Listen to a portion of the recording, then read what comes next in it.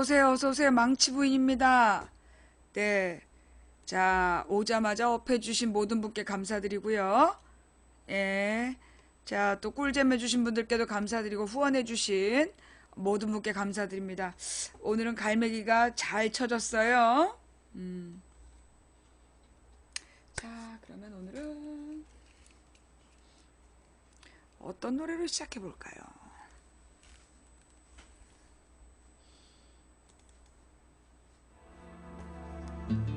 아니야. 아직 녹화 시작 안 했어. 아, 잠시만. 지금 녹화를 누르면 나중에 늦게 온 사람들이 뭐라고 할지도 몰라. 그렇지만 잘 또 생각해보면 이미 내가 8시부터 방송한다고 얘기했고 이 정도의 알림이 왔으면 눈치껏 왔어야 돼. 그러니까 지금 내가 녹화 눌러도 나중에 아무 말 못해.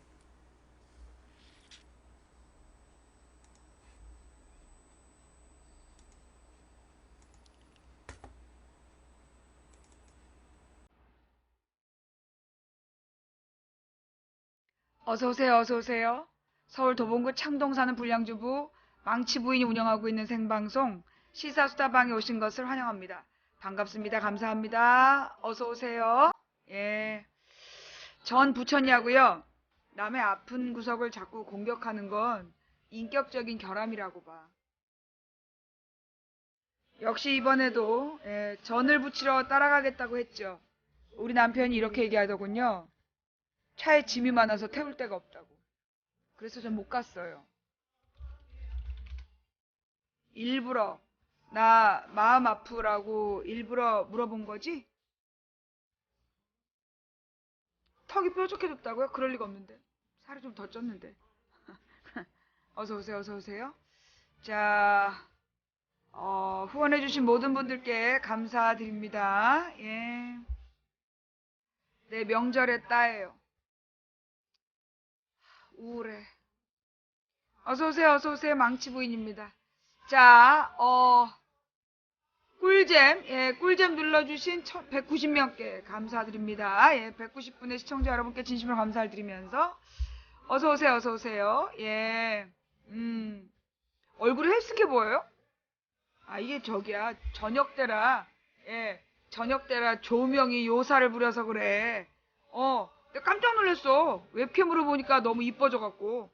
사실은 안 그래요. 이게 원래는 이렇게 이제 높이서 쳐다보면 머리가 커 보이는 효과를 내려고 내가 높이 쳤는데, 이게 요즘에 보니까 무슨 셀카 모드인가 봐. 이 웹캠이 좀 이거 문제가 있어. 쓸데없이 이뻐 보여. 예. 살 빠져 보이고 뽀사시해 보이죠? 아니, 이것이 진짜. 이래도 정신을 못 차리네. 네, 사기입니다. 네, 실물은 달라요. 예. 자, 먹수를 받는 방송 1위에 등극했습니다. 이제 시청해주신 모든 분께 진심으로 감사드리고요. V라인으로 보이죠? 예, 이게 위에서 내려다봐서 그래요. 예. 아이, 옛날에는 이게 안 그랬는데. 예. 잠깐만 기다려봐. 내가 허리에다가도 파스를 좀 붙여야 될 것 같아.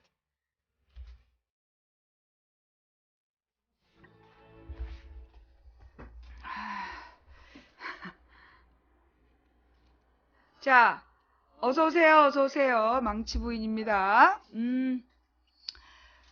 이렇게 평일에는 그 직장 다니시느라고 생방송 못 보시고, 언제나 이렇게 유튜브만 이용하시는 분들이, 이게 주일 저녁 생방송은, 특별한 마음을 가지고 많이 보시는 것 같아요. 예, 오늘 이 주일 저녁 생방송에 찾아와 주신 모든 분들께 감사드립니다.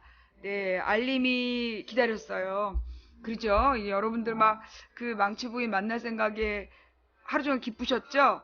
저는 부담이 무척 컸어요.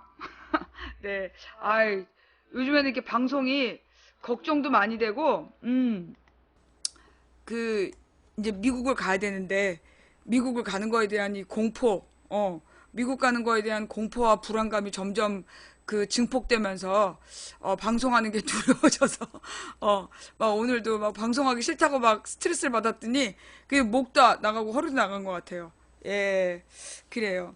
여러분들은 기다리시는데, 근데 그런 것 같아. 왜 그럴까? 도대체, 아니, 방송을 즐겁게 해야 되는데 왜 이렇게 부담을 느낄까? 많은 분들이, 우리 망치부인 방송을 이렇게 또 사랑해 주시니까, 너무 신뢰하고 사랑해 주시니까 제가 이렇게 점점 부담감이 커지는 것 같아요. 막 이렇게 옛날처럼 사람들이 좀 무시하고 못 들은 척하고 그러면 상관없는데, 막 그 망치부인 방송을 좋아해 주시는 분들이 너무 많아. 예. 그러니까 그것 때문에 제가 막 책임감이, 예. 옛날부터 이제 제가 이제 학원 다닐 때 보통 이제 한 1년 되면 그 뭐라 그러나 높은 사람들이 관심을 갖고 그리고 뭔가 이렇게 뭔가 자리를 주려고 그랬어. 그럴 때마다 제가 조용히 사표를 내고 떴죠. 그러니까 이렇게 과도한 책임감이, 예, 과도한 책임감을 제가 좀 견디질 못해요. 그래서 이렇게 약간 진짜 늘 프리한 거, 뭔가 이렇게 자리에 앉는 거 별로 안 좋아하고, 이게 자유롭게 이렇게 돌아다니면서 도와주는, 뭔가 이렇게 딱 아이디어를 던지는 그런 거를 좋아하는 스타일이라, 그게 어딜 가나 이렇게 사람들이 이렇게 좀, 한 1년 정도 지나면 뭔가 더 큰 일을 기대하고, 막 이렇게 부담을 줘. 그럴 땐 내가 조용히 떠났어. 그래서 이게 내가 늘 망치부인처럼 살아온 거야. 언제나 이렇게, 그러니까 이제 아프리카에서 방송을 옛날에 하다가 2007년 11월에 접을 때도, 그냥 뭐 한 1년 했으면 많이 했어. 그리고 이제 접었는데, 그때 어떤 중학교 2학년짜리 아이가 계속 글을 남겼어. 망치부인은 돌아오라 이러면서 자기 일기를 쓰듯이. 그래서 그 애 때문에 돌아올 수밖에 없었어요. 그게 2008년 2월이었어요. 11월에 갔다가 얘가 석 달 열흘을 계속 돌아오라는 거야. 그 진짜 징하다. 그리고 돌아왔는데 그 뒤로 걔는 또 사라졌어. 그러니까 이제 그리고 이제 아프리카에서 방송을 하면서 그동안 제가 이렇게 막 많이 방송을 접었잖아요. 그래서 우리 동생이 나더러 네가 우산부인이냐 접었다 폈다 하게 그런 게 내가 이렇게 좀 너무 사람들이 기대가 크고 막 이렇게 기다리고 이러면 막 부담스러워.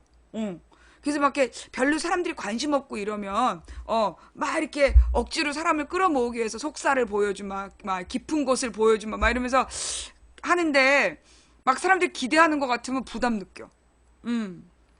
네, 그래요.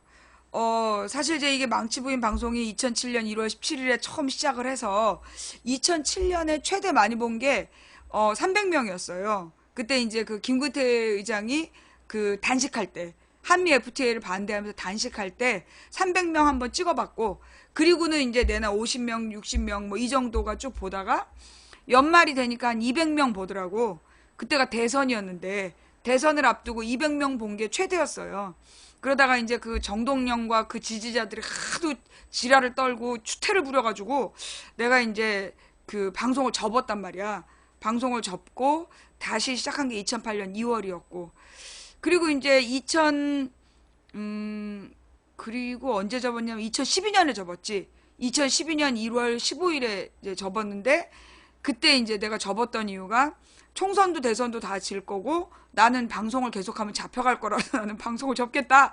그리고 접었는데 막 전국에서 막 협박을 하는 거야 나한테. 너무나 막 당당하게 방송을 다시 시작하라고. 누구 맘대로 방송을 접는. 나 진짜 어이가 없는 게, 아니 지네들이 나한테 뭘 해줬다고 나한테 방송을 접었냐고 막 신경질 내냐고.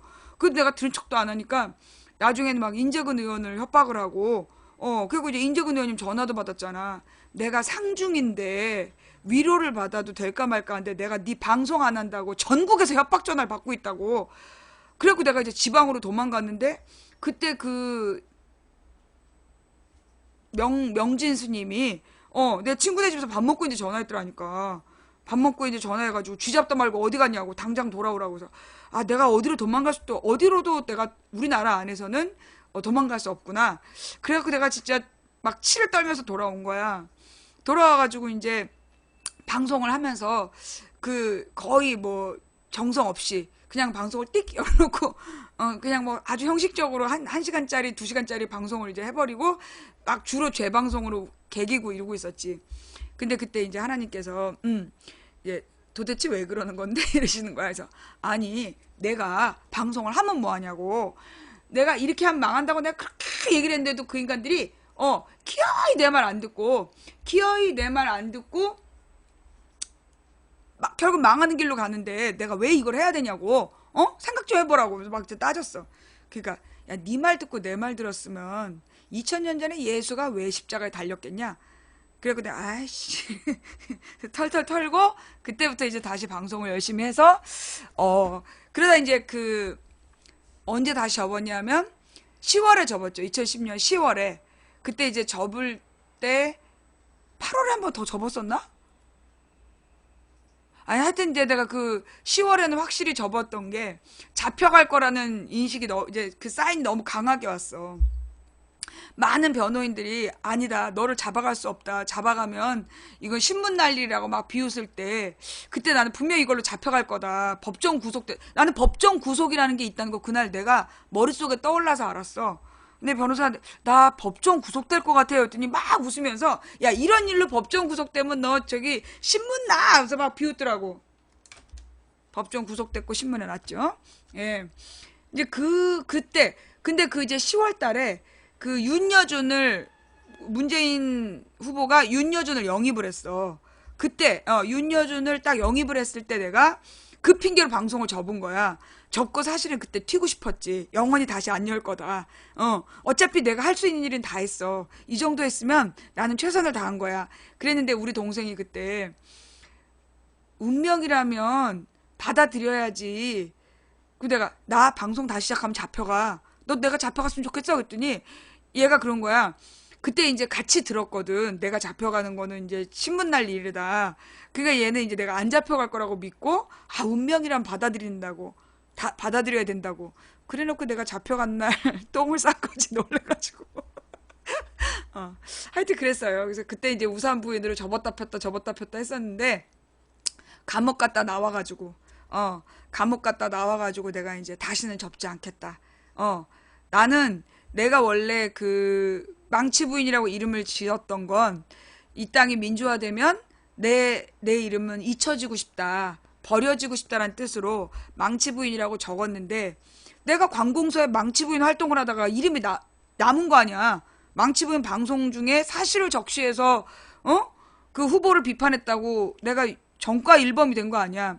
그러면 나는 이제 더 이상 이 방송을 접을 수 없다. 예, 접지 않고 대신 영원히 망치 부인으로 살아야 되겠다. 그렇게 정하고 돌아왔죠. 그리고 나서 지난 총선 때까지는 정말 이렇게 마음이 잘 모아졌던 것 같아. 지난 총선 때까지는 총선에서 승리해야 된다라는 하나의 목표가 분명히 있기 때문에 사람들이 마음이 잘 모아졌던 것 같아요. 예. 그래서 이제 총선 승리까지는 해냈고, 그래서 이제 소위 국회를 장악하려는, 국회에서 지들 멋대로 헌법을 바꾸거나 지들 멋대로 유리하게 바꾸려는 그거는 어렵게 야당이 과반수 이상을 차지해서 박근혜 독재의 그러니까 박근혜 독재의 방어선을 쳤기 때문에 사실 저는 뭐라 그러나 마음속에 정말 위험한 건 지났다. 정말 위험한 건 지났다라는 생각이 들었어요. 근데 제가 이제 여러분 보시면 아시겠지만 추미애가 당대표가 되는 건 상상도 못했어. 예. 쟤네들이 추미애를 당대표를 만들 거라는 건 내가 상상도 못했고, 그리고 이제 소위 문재인 지지자들은, 그리고 이제 호남 당원들은 추미애가 당대표 된 게 왜 문제인지 잘 몰라. 근데 내가 왜 불안했나. 추미애가 당대표가 된다는 것이 왜 나를 불안하게 했는가. 그게 명확하게는 결국 뭐냐. 추미애는 2번이나 새누리당이랑 손잡고 대한민국 민주주의를 짓밟았던 여자다. 3번은 못하겠냐. 그러니까 야당을 간신히 과반수를 만들어서 이 야당이 야당은 국민의당이든 더민주든 정의당이든 국민 눈치를 본단 말이야. 그러니까 얘네들이 뭐라 그러나 새누리당하고 야합을 해서 어떤 사고를 칠 수 있는 당은 아니란 말이에요. 그런데 추미애는 얘기가 달라. 예. 추미애는 이미 2번이나 도저히 있을 수 없는 일을 저질렀단 말이에요. 민주당 안에서 끝까지 탄핵 반대했던 의원들이 9명이나 있는데 추미애는 중간에 배신하고 탄핵에 찬성표를 던졌던 여자이고, 그리고 이제 오늘 김민석이 굉장히 큰 이슈의 인물이잖아요.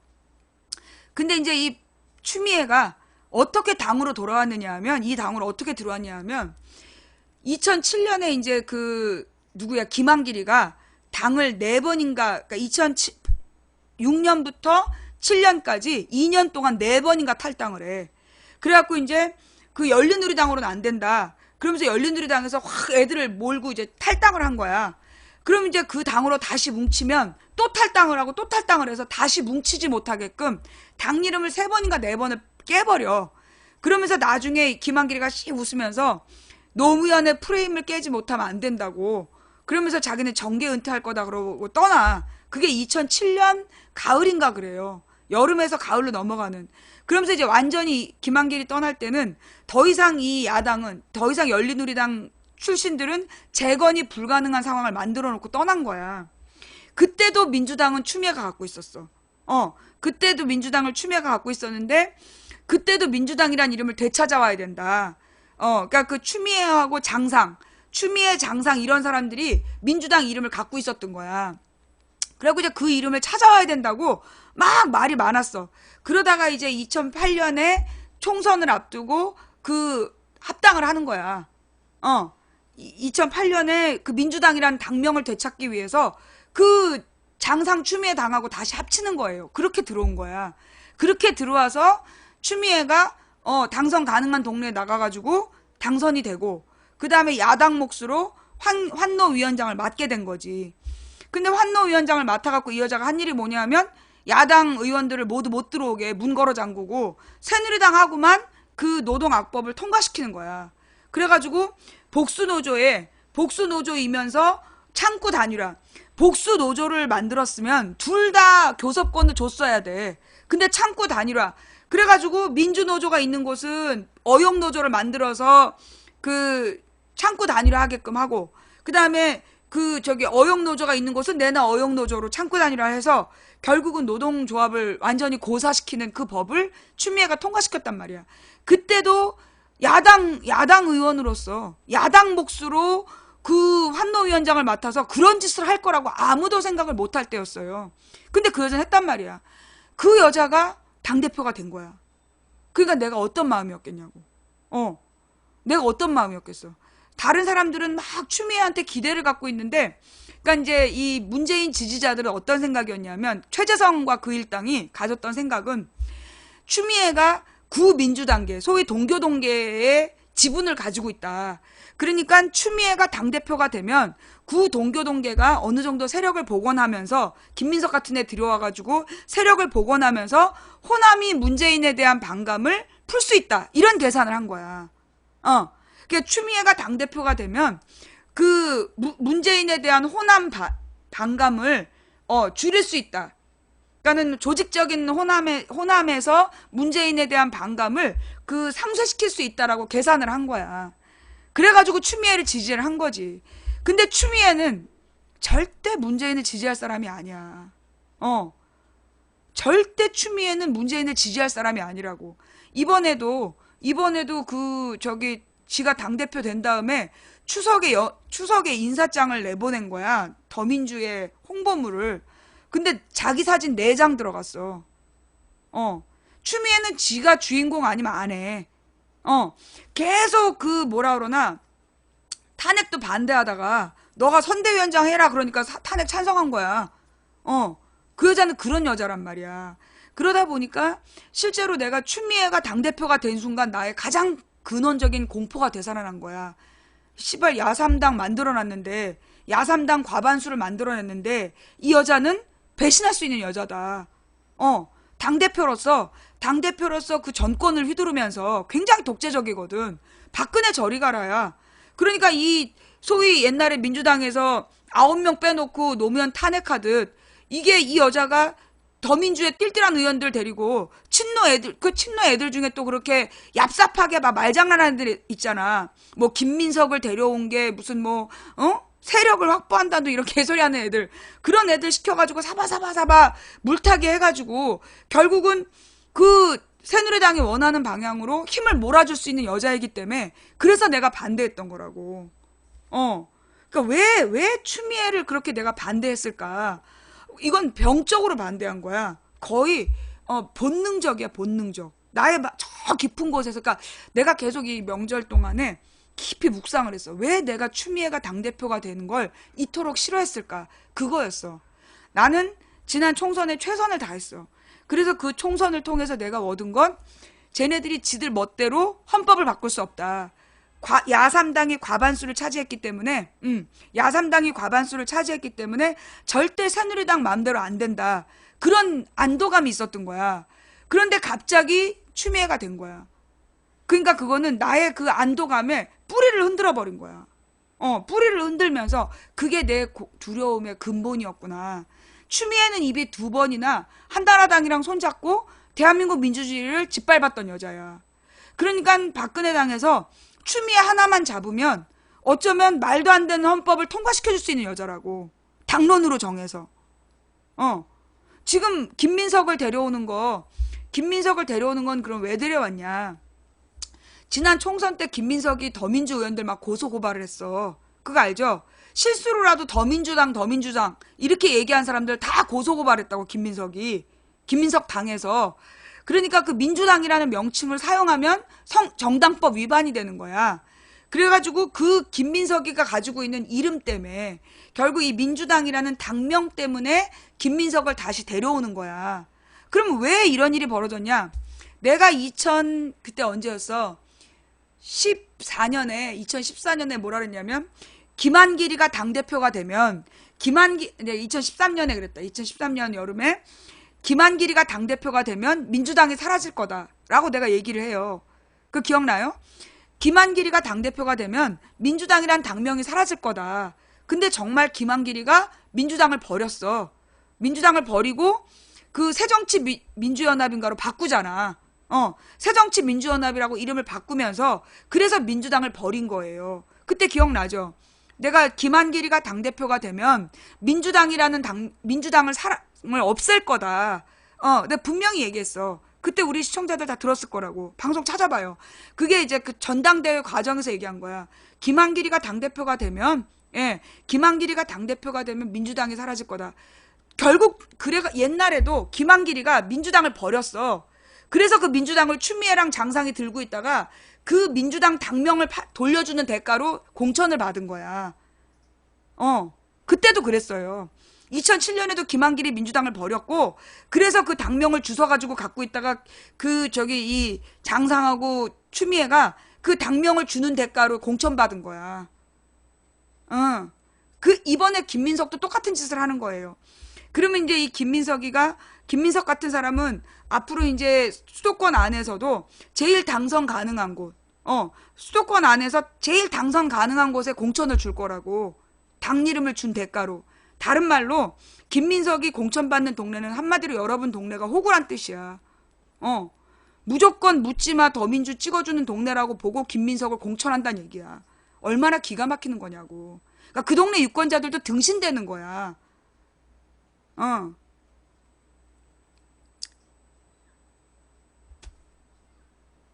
근데 찍어주지 않으면 그건 새누리가 되는 거거든. 찍어주지 않으면 새누리가 되는 거야. 얼마나 기가 막히냐고.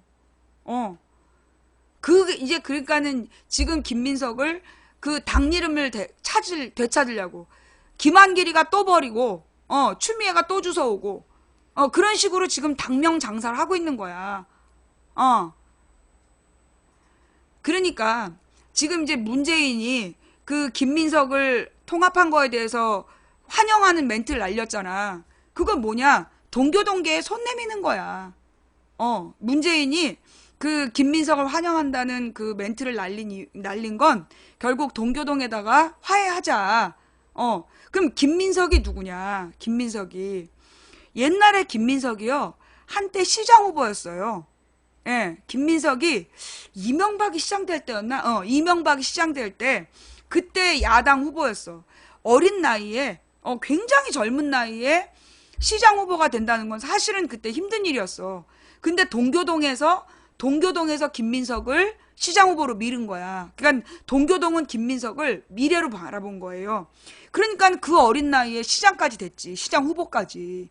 그런데 이 김민석이가 시장 후보가 됐는데 아무 내용이 없었어. 오로지 이명박의 청계천 반대.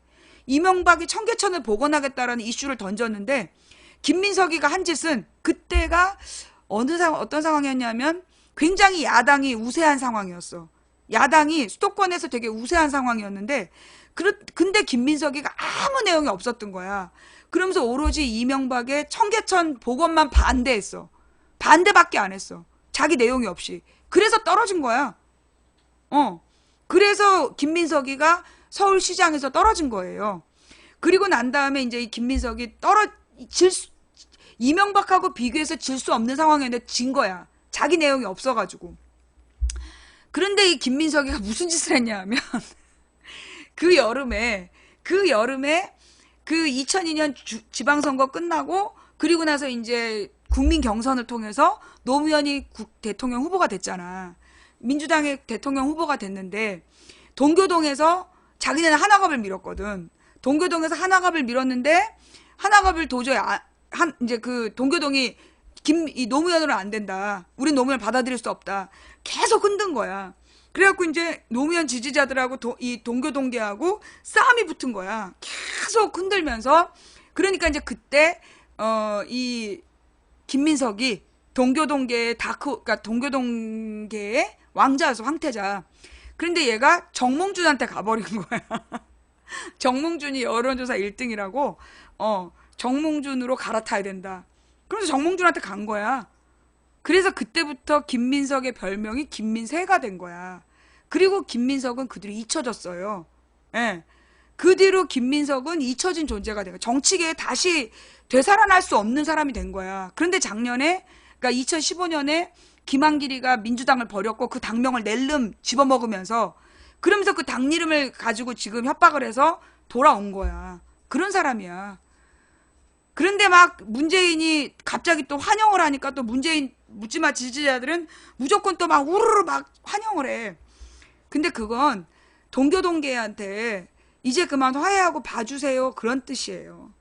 예, 화해하고 봐달란 뜻이고, 그러면서 이제 왜냐하면 이 동교동이 계속 파토를 놓으면 결국 이제 이 호남이 문재인을 지지해주지 않을 거고, 그러면 이 문재인이 대선 후보의 가장 큰 걸림돌이 되니까 결국 이제 이 동교동 호남하고 화해하자는 뜻으로 그 김민석을 환영을 한 거야. 그러니까 문재인 입장에서는 김민석을 환영할 수밖에 없는 거야. 환영할 수밖에 없는 상황인 거야. 그런 걸 보면서 정말 마음이 아파. 김민석이 누구야? 노무현으로는 대통령 안 된다고. 노무현으로는 대통령 안 된다고 노무현을 흔들면서 정몽준한테 갔던 애라고. 추미애는 누구야? 노무현이 대통령이 됐는데 그 대통령 못 받아들이겠다고 탄핵했던 여자 아니야. 그러니까는 이 문재인 지지자들이 어떤 논리를 펴느냐 하면 대선에서 이기려면 모든 세력을 다 담아야 된다. 노무현을 탄핵했던 세력하고도 화해해야 되고, 노무현으로는 안 된다고 흔들면서 나갔던 김민석도 받아들여야 되고, 그래서 결국 동교동계하고 그러니까 옛날에 호남민주당하고 영남민주당이 결국 세력을 합치지 않으면 대선 승리 못한다. 이런 계산인 거예요. 근데 나는 그걸 보면서 무슨 생각이 드느냐. 그럴 수밖에 없다는 게 이해가 돼. 문재인으로서는 그런 선택밖에 할 수 없다는 게 이해가 돼. 그동안에 계속 잘못된 선택을 해왔기 때문에 호남 가지 말라 그랬잖아. 가려면 일찍 갔어야 돼. 그러니까 당대표 출마하지 말았어야 됐고, 아니면 당대표가 되자마자 가서 잡았어야 돼. 당대표가 되자마자 호남에 가서 확 그 호남 분위기를 되살렸어야 돼. 그런데 이 최재성과 이 문재인의 브레인들은 호남이 그걸로 등 돌릴 거라고는 상상도 못한 거야. 아무 대책이 없었어. 그래가지고 결국은 시간을 벌어진 거야. 시간이 막 벌어지다가 나중에 가서야 이게 호남을 되돌릴 수 없다. 그런 상태에서 총선까지 갔고, 총선에서 이미 너무 늦어버렸는데 기어이 가가지고 거기서 마지노선을 그은 거 아니야. 호남이 지지해주지 않으면 정계 은퇴하겠다. 지금 호남 사람들은 그 말이 뭐라 그러나,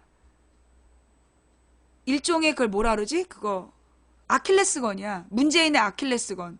언제든 그 말을 꺼내들면 문재인은 죽는다. 그런 생각을 지금 갖고 있는 거야. 그러니까 가지 말라고 그랬는데 그때 기어이 가서 이제 헛방을 날린 거 아니야. 어떻게든지 복원하는 방법이 결국은 구민주당, 구민주당과의 그 화해밖에 없었던 거지. 예. 그러니까 이제 이 구민주당과의 화해밖에는 문재인이 선택할 방법이 없었어요. 그러니까 예, 그 말을 호남으로 가라고 그런 사람들이 시켰겠지. 문재인이 호남 가서 그렇게 마지노선을 치라. 그렇게 시켰겠지. 그러니까 가서 그 말을 했고, 그 말을 주워 담을 수 없으니까 결국은 추미애를 당대표 시키고 김민석을 받아들이고 그러면서 멋있게 포장을 할 수밖에 없는 거지. 모든 세력을 받아들여야 대선에 이긴다. 솔직하게 얘기해가지고 무슨 생각이냐면 문재인의 입장이 이해가 되고 어쩌면 그 말이 맞을 수도 있어요. 예. 어쩌면 그 말이 맞을 수도 있는 거야. 정말 노무현이 못한 일이 뭐냐? 노무현의 꿈, 노무현의 비전이 뭐였냐면 지역 감정이 없는 지역구도를 혁파하겠다. 지역구도를 혁파하겠다는 게 노무현의 꿈이었어요. 근데 노무현이 당선되자마자 동교동계가 그 권력을 잃어버리고 특히 그 최재성과 그 노무현 사단이 이 호남을 너무나 비하하고 비웃는 바람에 그때 완전히 호남이 등 돌리게 되면서 그러고 나서 그 특검 대북 송금 특검 문제로 그걸 빌미로 해갖고 추미애가 노무현하고 호남을 완전히 이간질시킨 거거든. 그게 끝까지 복원이 안 된 거야. 그게 지금까지 뿌리를 내린 거야.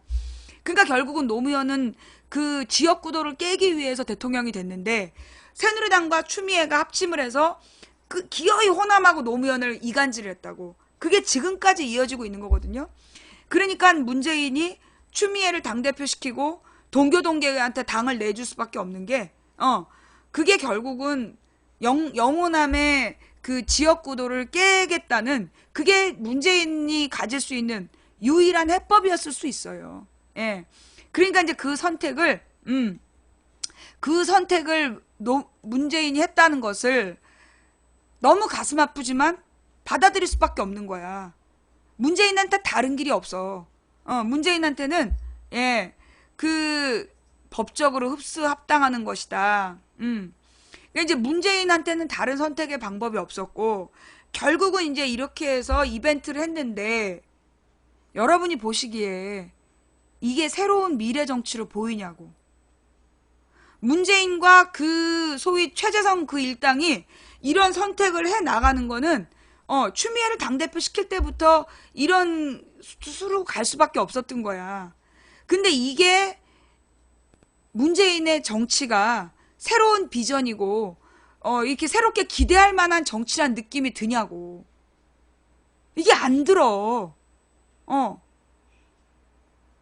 결국은 왜 그런 거 있잖아. 문재인은 늪에 빠진 거야.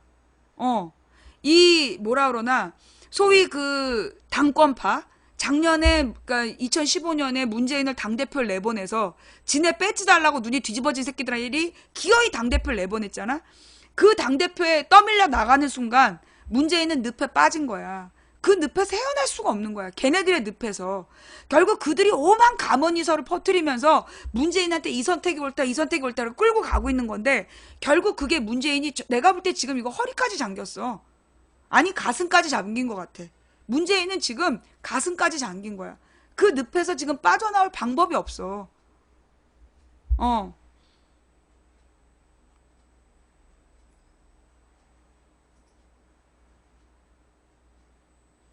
저는 그렇게 봐요.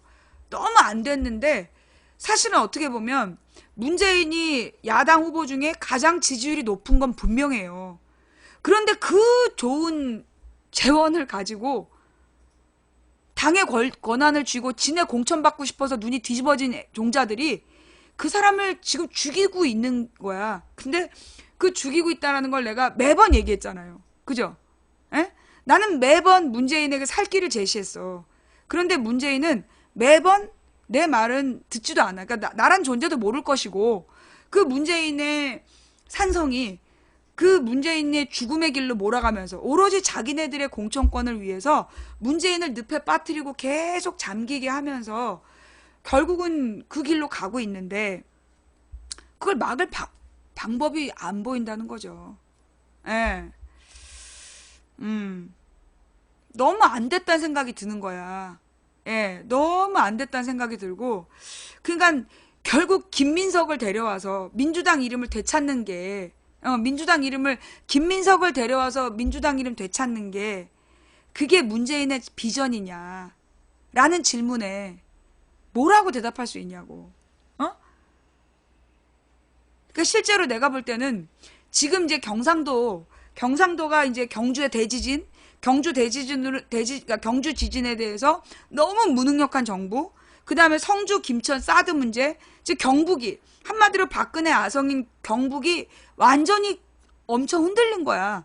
이미 경남 지역에선 새바람이 불었고, 그 다음에 경북 지역에서도 엄청난 새바람이 불었기 때문에 정말로 이 경상도 사람들에게도 뭔가 그 수권 정당으로서 새로운 비전을 제시하고 새로운 미래라는 어떤 가치를 던져서 그 호남도 나는 호남 사람들이 등신이 아닌 다음에는 정말로 문재인이 누구도 거절 못할 새로운 비전을 제시한다면, 그래서 이 전국적인 바람이 분다면 문재인으로 다시 모일 수밖에 없는 거 아닌가?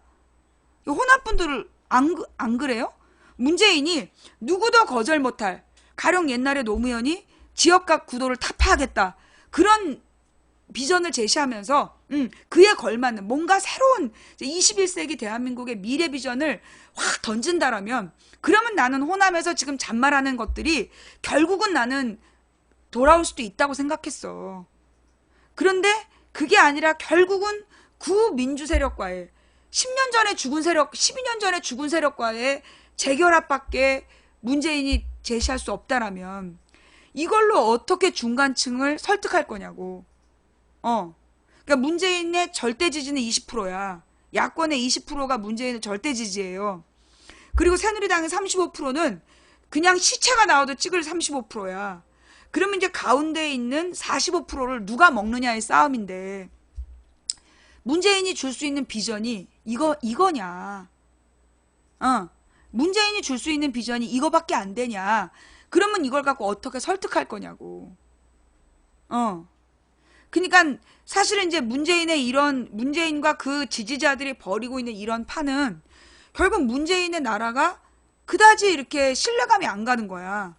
뭔가 새롭고 그 압도적인 뭔가 이렇게 새로운 비전을 제시하는 그런 나라가 되지 못할 거란 느낌이 든다는 거지. 그러니까 사실 어떻게 보면 문재인이 그 뭐라 그러나 공격당하더라도 해야 될 말을 하고 계속 비난을 받으면서도 앞으로 나아가는 모습을 보여야 되는데, 지금 문재인은 뒤도른 거야. 중국에 내가 어제 내가 텔레비에서 영화를 봤어. 그 삼국지의 관우라는 영화를 해주더라고. 생전 안 보는 채널에서 채널을 돌리는데 그 장면이 나왔어. 뭔가 그 전에 관우가 유비의 여자하고 어떤 썸씽이 있었나 봐. 그러면서 그 여자를 데리고 유비에게로 돌아가는 그런 장면이야. 근데 이제 이 조조의 부하들이 관우를 돌려보내면 안 된다. 관우를 돌려보내면 더 많은 사람이 죽을 거다라고 막 설득해. 근데 그때 조조가 뭐라고 얘기하냐면, 말은 지나온 풀을 먹지 않는다. 말은 그러니까 지나온 길에 뒤돌아서 풀을 뜯지 않는다는 거야. 늘 앞으로 가면서 신선한 풀을 먹지 뒤돌아서 풀을 뜯지 않는다. 그 말이 나와. 결국은 뒤에 있는 풀은 사실 앞에 풀이 없을 때 돌아가는, 한마디로 전진하지 못하는 말들이 선택하는 썩은 그 신선하지 않은 풀이란 얘기거든. 그런 얘기였어. 문재인이 이 김민석을 아까 그 뭐라 그러나 문재인이 김민석을 환영하는 모습은 뒤돌아서서 썩은 풀을 먹는 말의 모습과 같아. 예. 그러니까 그 뒤돌아서 썩은 풀을 먹는 말에게 과연 누가 기대를 할 수 있을까? 그게 너무 가슴이 아픈 거야. 사실 문재인이 가지고 있는 그 절대 지지율 20%를 어떡할 거냐고. 이 사람들은요, 솔직히 문재인 절대 지지자들, 문재인 아니면 안 찍겠다는 사람들도 절반은 돼. 그렇잖아. 문재인 지지자들 중에 절반은 문재인이 아니면 안 찍겠다는 사람들이야. 그래서 그 문재인의 20%가 소중한데, 그런데 그 문재인이 자꾸만 이런 선택을 하면 그 20%를 어떻게 51%를 만드냐고. 결국 51%를 먹는 자가 이기는 싸움이거든, 대선은. 응? 대선은 결국 51%, 31%의 확장성이 중요한 거야. 그래서 자꾸만 확장성의 얘기를 해. 확장성 얘기를 해.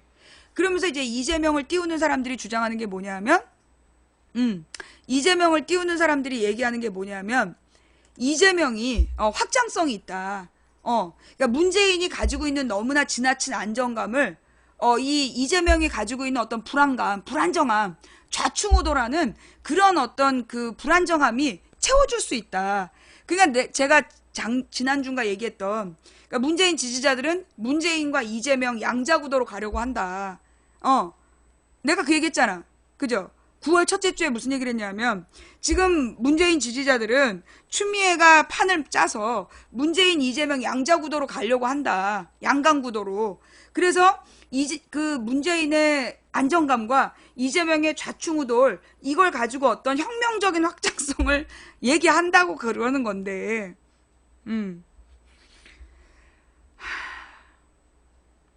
과연 이재명 지지자들이, 예? 이재명 지지자들이 이재명이 아니라 문재인을 지지할 것 같냐고. 이재명 지지자들이, 그러니까 확장성이라는 말은 뭐냐. 이재명의 세력이 새로운 세력을 끌어와야 된다는 얘기야. 그런데 실제로 이재명 세력은 문재인 지지자들 중에 가장 좀 질이 좀 떨어지는 사람들, 옛날 정통 출신들이라든가 그런 사람들이 이재명을 지지해. 정청래나 이재명을 지지한, 한마디로 문재인의 울타리 안에서 가장 극단적인 사람들이야. 그 사람들이 무슨 확장성이 있냐고. 내가 잘 몰라서 그러는데 이재명이 가진 확장성이 문재인 지지하지 않는 사람들이냐고. 내가 볼 때 이재명을 지지한 사람 대부분이 문재인을 지지한 사람들이야. 아닌가요? 이재명 지지자들이라고 있는 사람들 대부분 문재인을 지지했던 사람들이고 전혀 새로운 세력이 아니야. 그런데 이재명이 가진 확장성, 이재명이 가진 역동성이라고 얘기를 하는데 그게 무슨 역동성이냐고.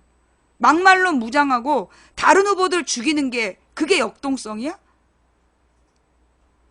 그러니까 문파 중에서 가장 극단적이고 좀 문제 있는 사람들이 이재명을 지지한단 말이야. 전혀 확장성이 없다는 거지. 그런데 지금 그런 구도로, 그러니까 자기네들끼리 막 모여갖고 얘기를 하면서 그렇게 판을 짜고 지금 가고 있는 중인 거야. 그러면서 이재명이는 이번에 안 나올 거다. 내가 볼 때 그 말은 문재인 지지자들한테 그 안정감을 주려는 거야. 한마디로 그 마음을 놓아라. 문재인은 이번 판에 진짜 나오려는 게 아니라 어떤 바람잡이 하려고 나오는 거다. 그 말을 믿냐고. 그 말을 믿냐고.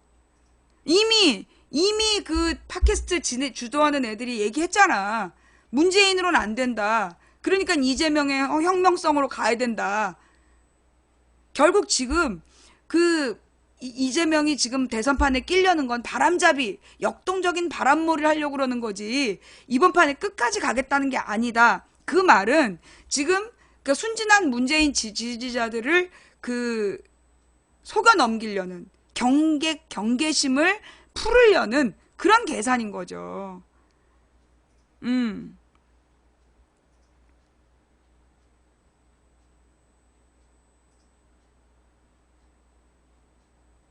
제가 지금 잘못 생각하는 걸까요?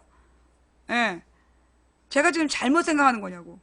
그러면서 지금 이제 이재명을 막 띄우는 사람들이 안희정은 아껴둬라 그래. 근데 나는 이 사람들의 성향이 진짜 수상한 게, 문제는 뭐냐 하면 안희정의 바람을 차단하면서 반기문이 상대적으로 뜨는 거예요.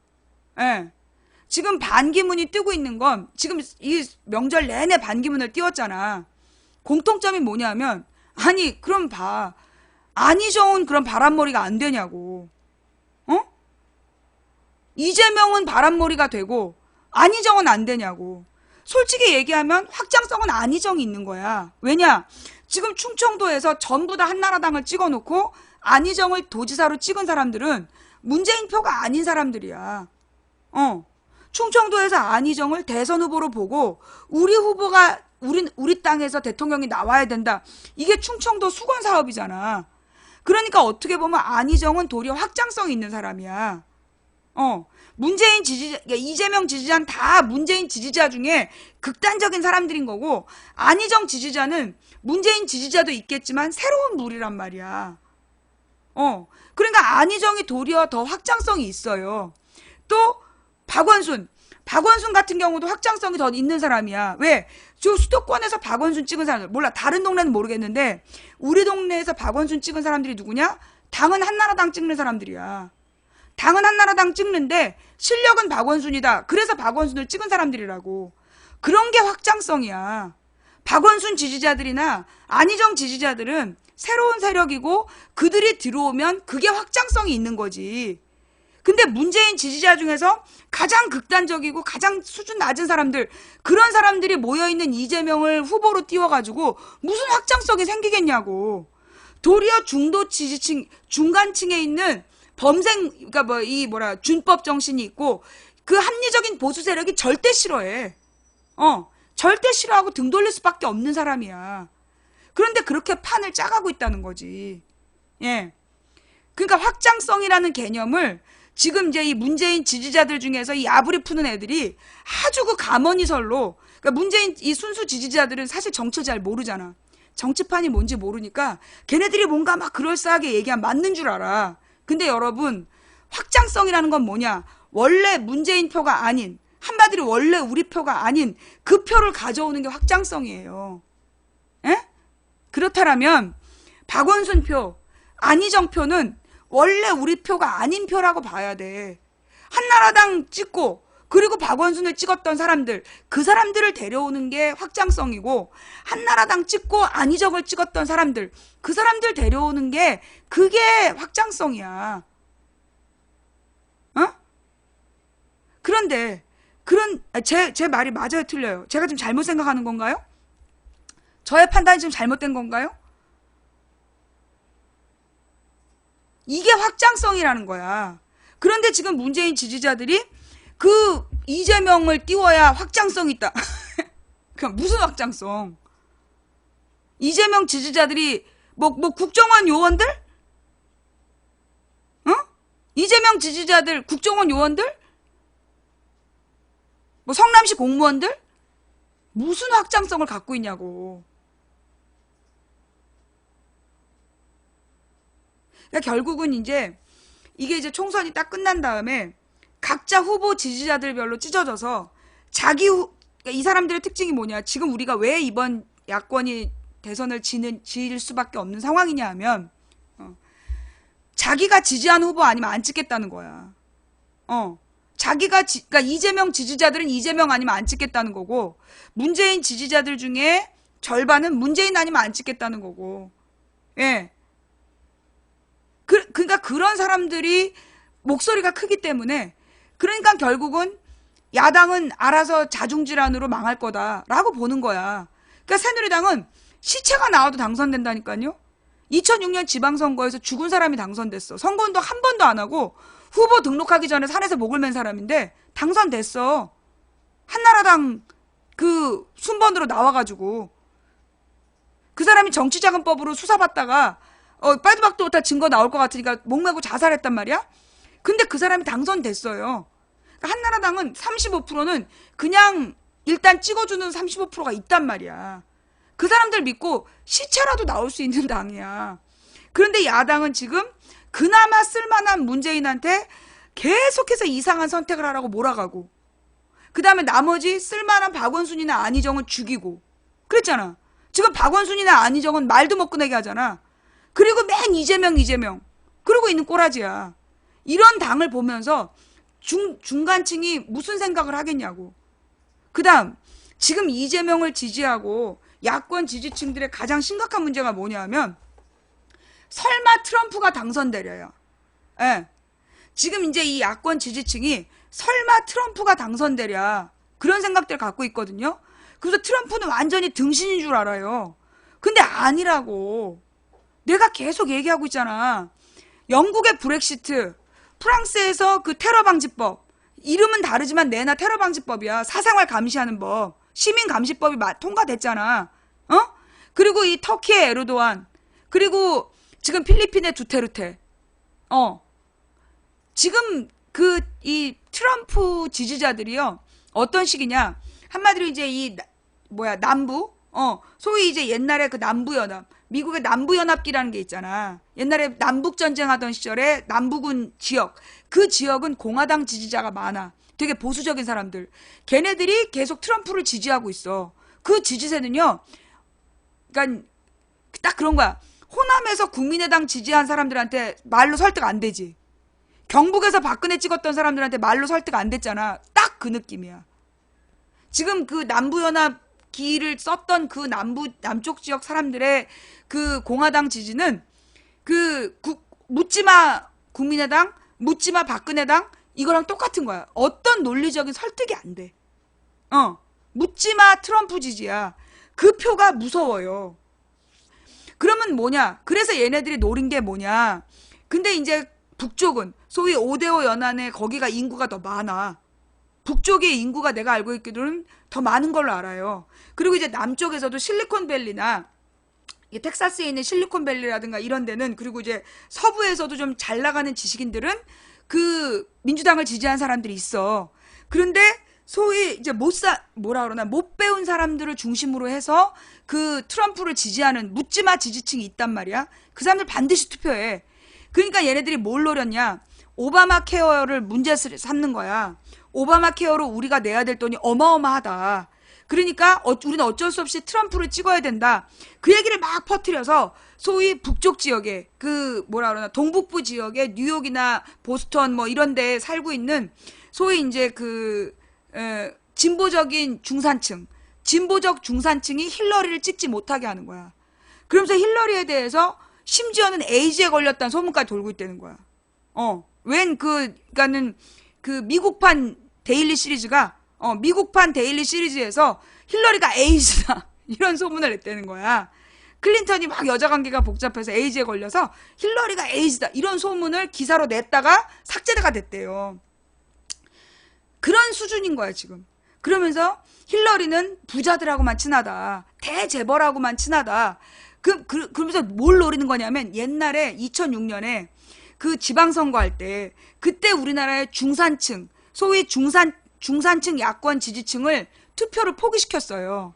그래서 그때 그 투표율이 굉장히 낮았고, 그러면서 새누리당이 압승을 해. 박근혜 칼침 사건으로 치를 때, 박근혜 칼침 사건으로 지방선거를 치를 때 그때 어떤 상황이었냐 하면, 소위 야권 지지층이 그 옛날에 노무현을 지지했던 막 퍼날르고 이러면서 노무현 지지 댓글을 달았던 셀러리맨들이 그때 완전히 무너진 거야. 국민연금 반대운동 때.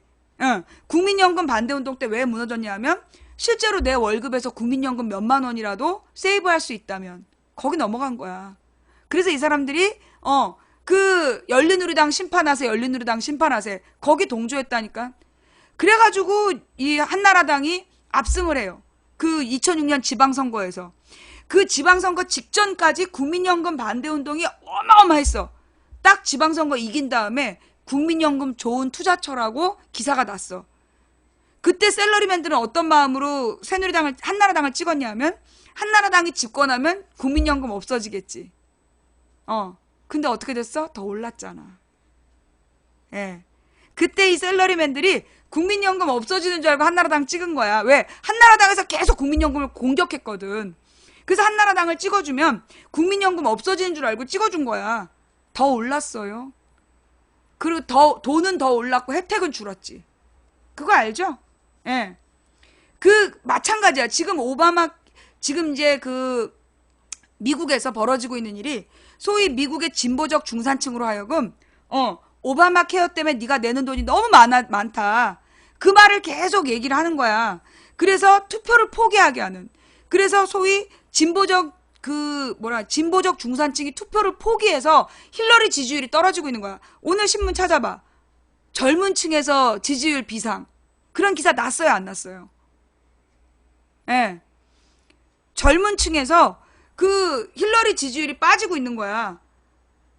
그래서 트럼프랑 그 박빙으로 가고 있다고.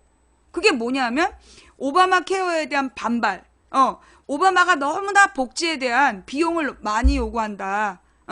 그래서 이 오바마식 그 정치가 미국의 중산층을 죽인다. 그런 논리로 지금 우리나라 2006년에 국민연금 반대운동 주도하던 그 논리로 지금 하고 있는 거야. 그래서 힐러리 지지층의 투표를 포기시키고, 그런데 묻지마 트럼프 지지층은 투표를 다 하고, 트럼프 지지자들이 대놓고 트럼프 지지한다고 감히 말을 못해. 안 해. 그리고 찍는 거야. 그 인간의 탐욕 때문에. 예. 그 인간의 탐욕 때문에 그 트럼프 지지자들이 자기네들도 트럼프를 지지하는 게 부끄러운 줄 아는 거야. 그래서 대놓고 트럼프 지지한다고 말을 못해. 그래서 트럼프 지지자가 여론조사하면 안 나오는 거야. 그런데 투표는 반드시 한다니까? 여러분 그 얘기 알죠? 브렉시트 할 때 여론조사에서 계속 브렉시트 반대가 우세했잖아. 5%까지 브렉시트 반대가 우세했어. 근데 결론은 어땠어? 압도적으로 브렉시트 찬성이 이겼잖아. 그게 뭐냐? 브렉시트를 찬성하는 게 부끄러운 줄 아는 거야. 옛날에 우리나라에서 한나라당 지지하는 사람들이 그랬어. 대놓고 한나라당 지지한다고 말 못해. 부끄러우니까. 자기의 탐욕 때문에 한나라당을 찍으면서 한나라당을 찍을 거란 얘기 안 해. 야권 지지층은 우리가 야권을 찍어야 된다 막 자랑스럽게 얘기를 하는데, 박근혜 지지자들, 이명박 지지자들은 절대 말 안 해. 조용히 가서 찍어. 자신의 탐욕 때문에. 아파트 값이 오르겠지. 적어도 콩고물 떨어지겠지. 그러면서 찍는 거야. 그러면서 절대 입 밖에 내지 않아.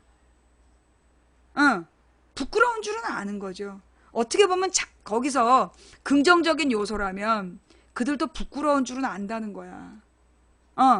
부끄러운 줄은 안다는 거야. 지네가 한나라당 찍는 게 부끄러운 줄은 아니까 대놓고 당당하게 말 못하는 거야. 예. 어버이연합 같은, 아까 아니, 어버이연합이 아니라, 어버이 부대라든가, 아줌마 연합 같은 이상한 단체들, 그런 단체들만 대놓고 새누리당 지지한다는 표시를 하지, 나머지는 그 조용히 찍어요. 부끄러운 줄 아는 거야. 양심은 있으니까. 마찬가지로 지금 트럼프 지지자들도 양심이 있으니까 대놓고 트럼프 지지라고 말 못해. 그러면서 찍는 거야. 트럼프를 찍으면 오바마 케어 그 돈 안 내도 될까 싶어서. 참 부끄러운 일이에요. 이게 결국은 이제 그 우리가 지난 7월이었나? 그 슬라보의 지젝? 예. 슬라보의 지젝인가? 그 지젝 교수. 그리고 그 스티븐 핑커, 그 다음에 지젝, 그 다음에 또 하나가 누구였더라? 그 저기 머리 없는 사람, 유태인. 하여튼 그 세 사람의 이야기를 했잖아. 유발 하라리, 그 다음에 스티븐 핑커, 그 다음에 이 지젝. 예, 이런 사람들이 다 똑같이 얘기하는 게 뭐냐면 민주주의의 위기를 얘기하고 있는 거야. 민주주의의 위기. 예, 무슨 얘기냐? 지금 이 민주주의가, 그러니까 알랭드 보통까지 치면, 그러니까 알랭드 보통이란 사람이 뉴스의 시대란 책을 냈어. 거기서 뭘 얘기하냐면 끊임없이 미디어들이 속보를 막 던져서 국민들이 그 꼭 챙겨봐야 될 뉴스를 못 보게 한다. 국민의 눈을 가린다. 그 얘기를 알랭드 보통이 했어. 망치 부인이 10년 동안 한 얘기인데 왠지 이렇게 유발 하라리, 누구지? 그 알랭드 보통이 하니까 내용 있어 보였지. 그 다음에 유발 하라리가 하는 얘기도 마찬가지야.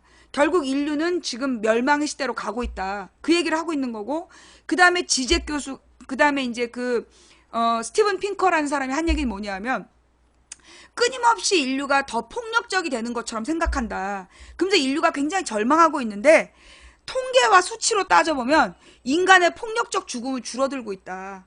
근데 최근에 늘어난 건 소위 이제 시리아 내전 때문에 전쟁이나 폭력으로 죽은 사망자 수가 늘어나서 그렇지, 원래는 역사적으로 계속 줄어들고 있었다. 그러면 왜 우리는 인류가 점점 더 망해가고 더 폭력적이라고 생각했느냐? 이게 다 미디어의 수작이다. 전 세계를 장악한 자본이 이 미디어를 가지고 미디어의 대주주가 돼서 이 방송 매체를 통해서 전 세계 국민들에게 세뇌를 하고 있는 거야. 그래서 세계는 점점 더 그악해지고, 너희들은 여기서 벗어날 수 없어. 이게 주문이야. 이게 주문이라고. 전 세계에서 계속 끊임없이 막 그 잔혹범죄, 잔혹범죄를 끊임없이 부각시키고 점점 더 폭력적이 되고 드라마마다 너무 끔찍한 사고들이 계속 보여주면서 뉴스도 너무나 잔혹하잖아. 아이들을 학대하는 내용이라든가 살인사건이 너무 자세하고 그리고 막 그 살인사건을 막 보도하면서 착하고 준법 정신으로 살아온 사람들이 받는 심적인 스트레스가 너무 큰 거야, 그게. 잔혹범죄가 주는 스트레스. 그게 뭐냐? 긍정적인 마인드를 가지고 살아간 사람들한테 너희들은 이제 희망이 없어. 말세야. 세상은 망해가고 있다니까? 그러니까 너희들은 벗어날 수 없어. 지금 이 자본이 우리를 너희들은 이길 수 없어. 그러면서 대놓고 너희들은 개돼지야라고 얘기하는 거야. 너희들은 개돼지야. 너희들은 우리를 이길 수 없어. 라고 얘기를 하면서 니들이 선택할 수 있는 건 좀비야. 좀비처럼 살아. 그래서 뭘 노리는 거냐면 끊임없이 우리를 절망하게 하는 거예요. 그래서 포기하게 하는 거야. 더 이상 저들에게 맞서지 못하도록. 그게 99%를 내가 그래서 새롭게 깨달은 게 뭐냐. 이제까지 인류 역사상 권력이 사용한 두 가지 1%가 99%를 지배하는 방법은 탐욕과 공포를 이용한 이간질이라 그랬잖아요. 기억나세요? 탐욕과 공포를 이용한 이간질로 분열을 시켜서 99%를 쪼개놓고 결국 1%가 언제나 모든 걸 빼먹어 왔단 말이야. 그런데 여기에 하나가 더 들어가는 거야. 절망. 지금 미디어를 통해서 끊임없는 절망을 세뇌하는 거야. 너희들이 아무리 노력해도 바꿀 수 없어. 이틀을 벗어날 수 없는 거야. 그러니까 포기해. 라고 지금 얘기하고 있는 거예요. 그러면서 그 절망적인 분위기. 지금 미국에서 힐러리하고 트럼프 둘 중에 하나를 선택해야 돼. 그런데 여러분 대선 후보가 되면요. 전문 닥터팀이 붙어요. 예. 그걸 뭐라더라? 하여튼 담당 의사 시스템이 만들어져. 그래서 전공 의사가 딱 붙어가지고 계속 건강관리를 한다고. 그런데 힐러리가 9.11 15주년 전 세계에서 바라보고 있는 9.11 그 그 추념식에서 쓰러졌다? 말이 안 되는 사건이야. 그 이 대선 후보는 주치의가 붙고, 그리고 모든 몸 상태를 계속 체크해요. 아예 그 전용기에 따라다니면서 계속 체크해준다고. 근데 9.11 그 행사에 쓰러질 만큼, 폐렴으로 쓰러질 만큼 조치를 못 취했다? 말이 안 되는 사건이야. 힐러리 건강 이상설이 동계 벌써 이제 한 달 정도 됐어요. 힐러리 건강 이상설이 동계 한 달 정도가 됐는데, 뭔가 힐러리에게 치명적인 질병이 있는 것처럼 68세 된 할머니 중에 건강한 사람이 어딨냐고. 힐러리 내일 모레 70이야. 미국 나이로 68세니까 실제로 우리 나이로 치면 칠순 할머니라고. 우리 나이로 치면 대충 칠순 할머니야. 칠순 할머니 중에 전국을 돌면서 유세를 할 수 있는 할머니가 어딨냐고. 그 쌩쌩해 보이는 건 전부 다 이제 현대 과학기술의 도움을 받은 거지. 이 몸은 할머니야. 박근혜보다도 늙었다니까. 힐러리가 할머니야. 예. 거기다가 미국 사람들이요 더 빨리 늙어요. 예. 미국 사람들 먹는 음식이 육식 위주이기 때문에 한국 할머니들 80대 90대까지 농사를 지어. 근데 미국 할머니들 빨리 늙는다고. 먹는 음식이 굉장히 안 좋기 때문에 빨리 늙어요. 그러니까 힐러리 얼굴이 사진마다 다르잖아. 이 현대 과학기술의 도움을 얻은 날과 안 얻은 날의 차이겠죠. 그러니까 이 70세 할머니 중에 정상인 아니 여러분, 우리나라의 70세 할머니 아주 막 산 위에 돌아다니는 할머니한테 전국을 돌아다니면서 선거운동 하라고 그래봐. 금방 쓰러져. 거기다 이 비행기라는 게요. 내가 요즘에 또 비행기에 대한 공포가, 비행기를 타면 몸이 굉장히 안 좋아져요. 그거 알죠? 특히 이제 이 비행기가, 이게 그 대기권은 가까이까지 가는 거 아니야. 그래서 이제 북극 지방이 소위 뭐라 그래. 자기장에 그걸 뭐라 그러던데? 우주 머시기가 있어. 우주 방사능. 그 지구 밖의 방사능에 북극권은 노출이 되어 있는데, 그 소위 이 땅에서 저 땅으로 넘어갈 때 이 땅에서 저 땅으로 넘어갈 때 제일 빠른 게 북극을 통과하는 거야. 최단 거리가 북극을 통과하는 건데 그때 매번 방사능에 노출이 되는 거야. 그래서 그 유럽에서는 그렇게 그 국외선 방사능에 노출되는 국외선은요. 가임기 여성 승무원은 탑승이 금지돼 있어. 그러니까 유럽의 좋은 이 항공사는 가임기 여성은 방사능 노출이 되는 원거리 해외선은 안 태워주는 거야. 그런 게 있다는 거야. 옛날에 내가 이제 그 승무원 하는 친구한테 들은 얘기인데, 그런데 미국이 너무 넓어갖고, 미국이 너무 넓어서, 이게 뉴욕 워싱턴에서, 그 샌프란시스코나, 뭐 시애틀이나 뭐 샌프란시스코나 LA로 가려면 넘어가야 돼. 가장 높은 데로 넘어갈 수밖에 없는 그런 상태야. 그리고 이게 비행기에 계속 떠있다 보면 몸이 안 건강해요. 또 그거 알죠? 우주인들, 소위 우주에 가서 살다 온 사람들이 골다공증이 걸린다는 거. 우주에 가서 무중력 상태에 오래 있다 보면 골다공증이 걸린대잖아. 그러니까 전용기 타고 날아다니는 게 쉬울 것 같잖아. 여러분 비행기 한번 타봐요. 비행기 타면 아무리 제주도라도 몸이 무겁지 않아? 비행기 타고 움직이면 몸이 무거워. 그게 정상이야. 그러니까 미국은 어딜 가나 비행기를 타야 되니 70살 먹은 할머니가 비행기를 타고 하루 종일 돌아다니는 건데 정상이겠냐고. 그러니까 결국은 내가 그랬잖아. 힐러리로 안 된다. 여러분 기억나죠? 작년 여름에 내가 힐러리로는 미국이 민주당이 대선 승리 못한다. 젊은 남자 후보로 바꿔야 된다. 내가 그 얘기 분명히 했다고. 그런데 그때 갑자기 미디어에서 샌더스를 막 띄운 거야. 근데 이 샌더스가 누구냐? 소위 권영길 같은 사람이야. 권영길이 울산에서 그 민노당으로 두세 번 당선된 사람이잖아. 왜? 울산에서 민주당으로는 당선이 안 돼. 민노당은 돼도 민주당으로는 당선이 안 되는 거야. 근데 샌더스 동네가 그런 동네야. 공화당이 아니면 안 되는. 그러니까 민주당으로는 될 수 없는 동네인데, 그러니까 이 샌더스가 참 사람이 극단주의적이지. 응. 그러니까 샌더스가 소위 미국판 권영길이라고 보면 돼. 응. 그러니까는 공화당 압승하는 지역에서 샌더스는 그 민노당처럼 사회주의 노선을 걸으면서 당선이 될 수 있는 그 지역 동네가 좀 독특한 동네였다는 거야. 그래서 샌더스가 계속 이겼는데 그렇게 미국의 전국적인 인물이 아니었어. 근데 젊은 남자로 바꿔야 된다는 얘기를 하자마자 샌더스가 떴다니까. 샌더스가 갑자기 작년에 뜬 거야. 내가 젊은 남자로 바꿔야 된다. 힐러리로는 대선 이길 수가 없다. 그런데 젊은 남자로 바꿔야 된다고 내가 주장하고 한 달도 안 됐는데 하여튼 샌더스가 모든 언론을 장식하면서 나타났어. 그리고 샌더스가 계속 나오면서 샌더스 지지자들이 굉장히 막 샌더스를 많이 지지했는데 그 샌더스가 힐러리를 지지해달라고 그러니까 뭐 집어던졌다니까. 샌더스한테 그러고 막 뭐 집어던지고 샌더스의 표가 힐러리에게 전혀 확장성이 없었던 거야. 샌더스가 힐러리보다 두세 살 많아. 더 늙은 할아버지야. 그냥 더 늙은 할아버지를 데려왔다니까? 그러면서 진보적 가치를 얘기했다니까? 그러니까 샌더스는 그 한국판 문국현이야. 샌더스는 한국판 문국현. 뭔가 새로운 인물인 것 같고, 그래가지고 결국은 우리 안에서의 대안을 찾지 못하게. 그랬거든. 2007년에 문국현의 역할이 뭐였냐? 정동영은 아닌데, 정동영으로는 도저히 표를 얻을 수 없는데, 그러면 나머지 야당 후보들 중에서 이해찬이라든가 뭐 한명숙이라든가 김근태라든가 아니면 뭐 손학규라든가 다른 대안을 찾아볼 수 있어야 되는데 그 모두를 죽인 게 문국현이야. 그래놓고 정동영으로 얘는 후보를 만들어 놓고 힐러리 만들듯이 그 다음에 이 문국현이라는 새로운 뻥카를 띄워갖고 정동영과 문국현이 후보 단일화해야 된다.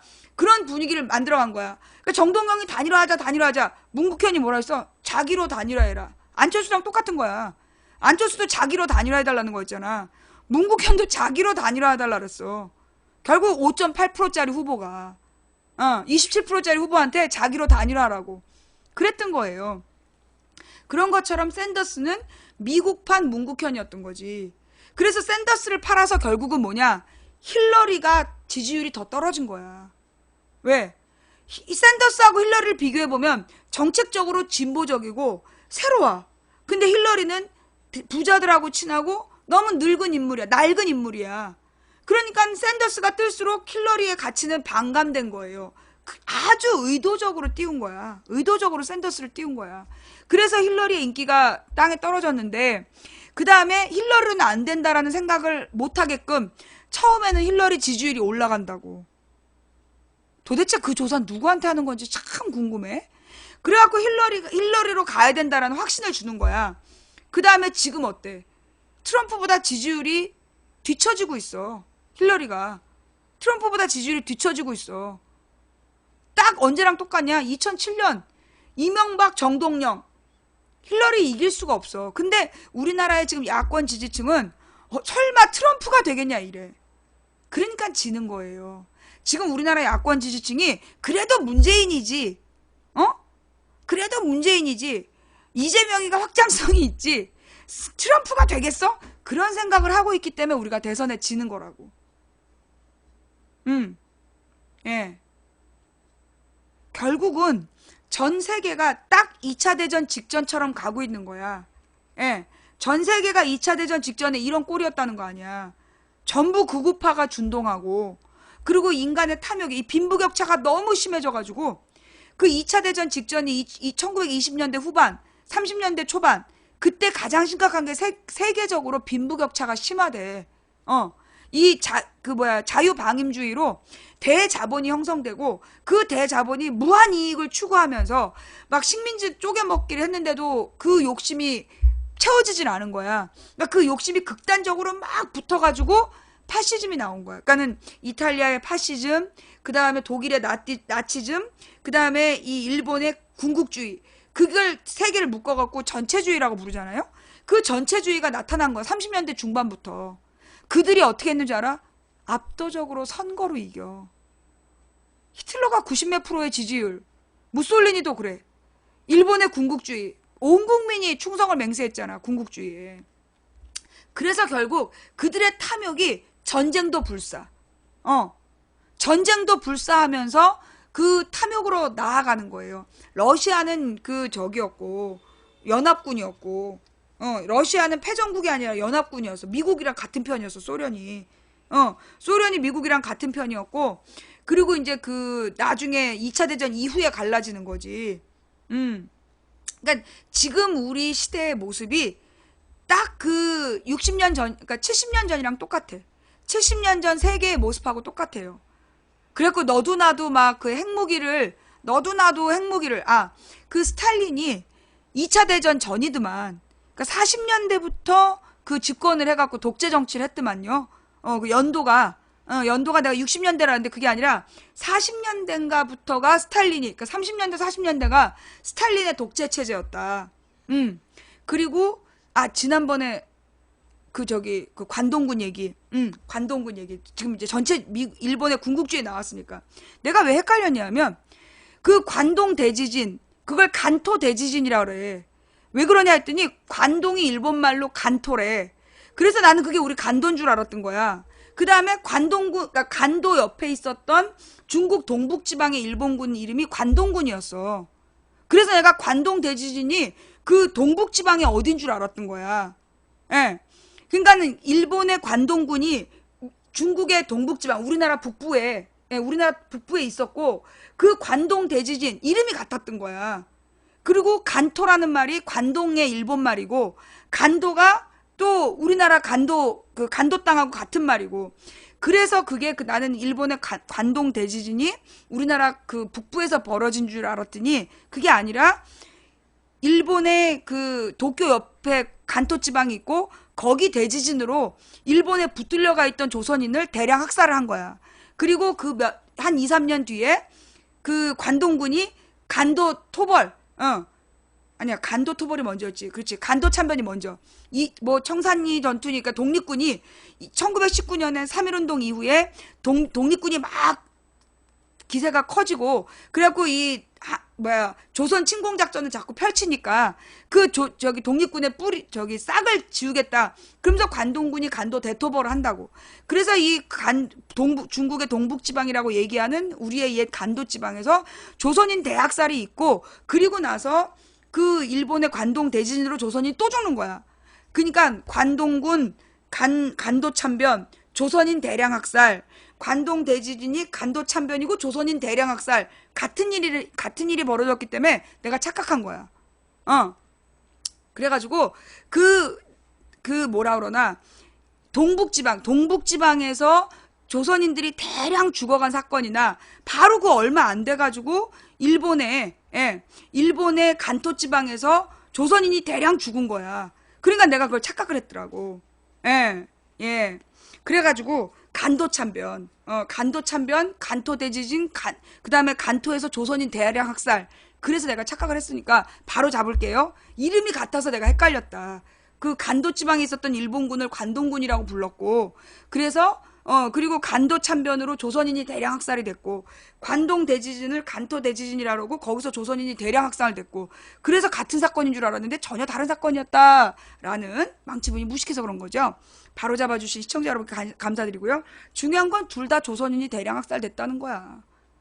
그 대량 학살 시키던 그 시점이 언제냐면, 결국은 이제 그 대자본이 소위 서양의 발전된 자본주의가 그 1700년대에 그 시민혁명을 하잖아요. 1700년대에 독립혁명, 미국의 독립혁명, 그 다음에 프랑스 대혁명이 일어나.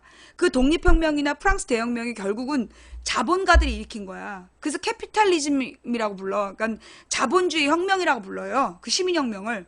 그래서 자본가들이 자기네들이 돈을 벌었는데 이걸 나라에서 너무나 세금을 많이 뺏어가니까 세금을 의회에서 정해라. 그러면서 의회 민주주의를 내세운 게 시민혁명이야. 그게 18세기에 시민혁명이 일어나.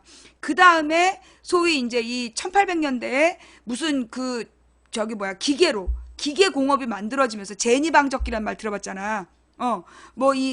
증기기관, 제니방적기 이런 것들이 만들어지면서 뭐가 돼? 기계화가 되는 거야. 그래서 기계화 대량 생산이 완성되는 게 1800년대 초반이에요. 그래서 이 사람들이 기계화 대량 생산으로 막 물건을 많이 만들어 갖고 세계 시장에 팔러 갔는데 세계 시장에 돈이 있냐고. 그래서 식민지 경쟁이 벌어지는 게 1800년대 중반이야. 그래서 이제 아프리카, 그 다음에 아시아, 남아메리카를 막 이제 식민지 경쟁을 벌이다가 결국은 이제 그 식민지 전쟁으로 붙은 게 결국 식민지를 빨아먹다 안 되니까 서로 상대방의 식민지를 먹기 위해 벌인 게 1차 세계대전이고, 그래갖고 결국은 패전국을 식민지를 다 뺏어. 그러니까 그 1919년에 베르사유 조약이죠. 베르사유 조약을 믿고 그게 이제 민족 자결주의야. 모든 민족은 자기 민족의 문제를 스스로 결정해야 된다. 그래서 베르사유 조약을 믿고 우리나라의 도쿄 유학생들을 중심으로 해서 3.1운동이 벌어지는 거야. 그런데 그 베르사유 조약이 누구에게만 해당되냐? 패전국 식민지에만 해당되는 거야. 패전국 식민지에만 해당되는데 우리나라는 당시에 영국의 연합군이었어. 카스라 테프트 밀약으로 1904년에 미국하고 연대하고 있었고 1902년 영일동맹으로 영국하고 동맹군이었기 때문에 일본은 그 패전국이 아니었던 거야. 승전국이었어. 그래서 조선은 그 해방 대상이 아니었던 거야. 근데 그걸 모르고 민족 자결주의에 따라 조선 독립 만세를 불렀던 거죠. 결국은 1차 세계대전 이후에 패전국 식민지를 나눠먹기를 한 거야. 나눠먹기를 했는데 해결이 안 되는 거야. 그래서 1차 세계대전이 일어나고 하여튼 10년 뒤인가 29년인가에 그 20년대 말이죠. 29년인가에 그 경제 대공황이 터져. 경제 대공황이 전 세계의 경제를 마비시킨 거야. 전 세계 주식시장이 다 무너지고 그러면서 그 극단적인 선택을 하게 되는 거야. 그 너무나 가난해지고 그러니까 이제 이 히틀러가 그 2차 세계대전에 엄청난 지지를 받으면서 나치당이 독일을 차지하고 유럽을 침공하면서 2차 세계대전을 일으키는 거잖아. 그리고 이제 일본은 일본대로. 그러니까 뭐라 그러나 20년대, 30년대에 경제적인 빈부격차. 결국은 이게 왜 빈부격차가 생겼느냐. 그 빈부격차가 뭐 때문이었냐면 부자가 다 먹는 구조. 대재벌이 다 먹고 부자가 다 먹는 구조 때문에 결국 경제가 망한 거야. 그런데 그러니까 그 이제 영국의 귀족 출신 경제학자로 나오는 게 걔 누구야? 그 싱클레어 누군데? 수정자본주의.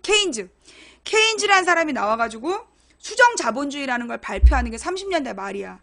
30년대 말에 지금 이 세계 경제의 모순은 어디서 비롯되느냐 하면 1%가 그러니까 대자본이 너무 모든 걸 다 먹기 때문이다. 이 문제를 해결하려면 어떻게 되냐면 정부 차원에서 정부가 강력한 복지 정책을 펴야 된다. 그래서 일자리를 만들어줘야 된다. 가난한 사람들에게 교육과 의료 복지를 주면서 교육, 의료, 실업 복지를 실행하면서 부자들에게 세금을 걷고 그래서 빈부격차를 줄이는 방향으로 가야 된다. 그러면서 정부가 무조건 일자리를 창출해야 된다라고 얘기했던 게 케인즈의 이론인데 그 케인즈의 이론을 2차 대전을 벌일 때까지 다 무시한 거야. 그랬다가 2차 대전이 끝날 때 세계 인권선언이라든가 이런 것들을 만들어내면서 맞다. 수정자본주의가 맞다. 그래서 복지국가를 미래 비전으로 20세기 비전은 복지국가다. 그런 주장을 하면서 각 나라에서 그 공공의 일자리를 마련하는 거야. 그게 공기업이었어. 공기업이 결국 공공의 일자리를 마련하기 위한 목적으로 만들어진 거였어요. 그래서 공기업을 만들어서 국민의 공공재를 관리하고 그 국민의 공공재를 관리하는 일자리에서 사람들이 돈을 벌어서 그 돈으로 다시 세금을 내면서 경제 선순환이 만들어지는 거였어. 그래서 그거를 가장 효과적으로 했던 사람이 미국의 대통령 루즈벨트가 2명이더라. 난 루즈벨트가 1명인 줄 알았어요. 근데 미국의 대통령 중에 루즈벨트가 2이더라고. 테어도 루즈벨트하고 프랭클린 루즈벨트가 2명 있어. 하여튼 그 2차 대전 이후에 그 루즈벨트가 테네시강 개발공사 TVA라는 사업을 하는 거야. 그 테네시강 개발공사라는 게 뭐냐 하면 그 테네시강 개발공사의 핵심이 뭐냐? 일자리였어요. 처음 알았죠. 나 이번에 뉴욕에서 나를 데리고 가는 많은 곳에 루즈벨트 2군데를 가는 거야. 이름이 달라. 깜짝 놀랐지. 그래가지고 이제 그 댐 공사를 하는데 그 댐 공사의 목적이 일자리였어요.